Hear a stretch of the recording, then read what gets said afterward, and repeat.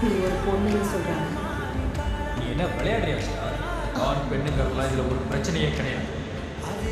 உன் ஒர்க் இப்படி தாங்கிறத நீ ஏற்றுக்கிட்டாலே போதும். உனக்கு தேவைப்படும் போது பேக்கப்புக்கு தான் நாங்கள் இருக்கோம்ல, அப்புறம் என்ன உனக்கு? ஒரு டீமாக இருக்கிறதே அதுக்கு தான். நிறைய தூக்கலாம்.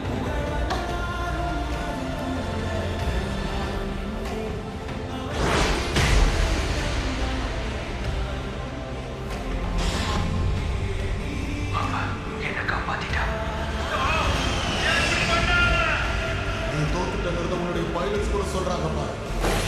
கண்ணு தெரியுதா? நிஜமாவே அவன்